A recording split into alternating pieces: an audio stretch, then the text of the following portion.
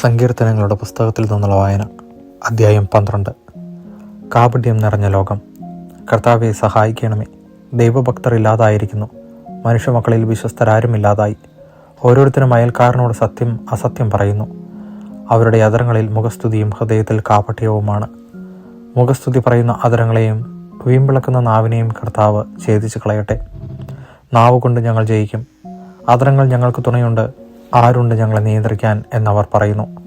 എന്നാൽ കർത്താവ് അരുളി ചെയ്യുന്നു, ദരിദ്രർ ചൂഷണം ചെയ്യപ്പെടുന്നു, പാവപ്പെട്ടവർ നെടുവീർപ്പിടുന്നു. അതിനാൽ അവർ ആശ്രയിക്കുന്ന അഭയം ഞാൻ അവർക്ക് നൽകും.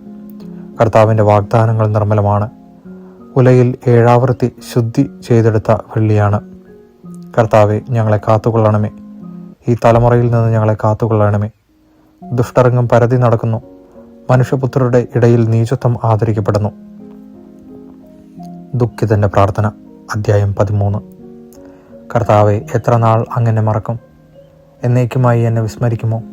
എത്ര നാൾ അങ്ങയുടെ മുഖം എന്നിൽ നിന്ന് മറച്ചു പിടിക്കും? എത്ര നാൾ ഞാൻ വേദന സഹിക്കണം? എത്ര നാൾ രാപ്പകൽ ഹൃദയവേദ അനുഭവിക്കണം?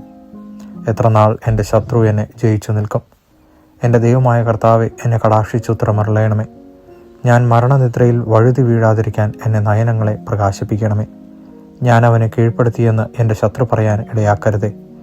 ഞാൻ പരിഭ്രമിക്കുന്നത് കണ്ട് എൻ്റെ ശത്രു ആനന്ദിക്കാൻ ഇടവരുത്തരുതേ.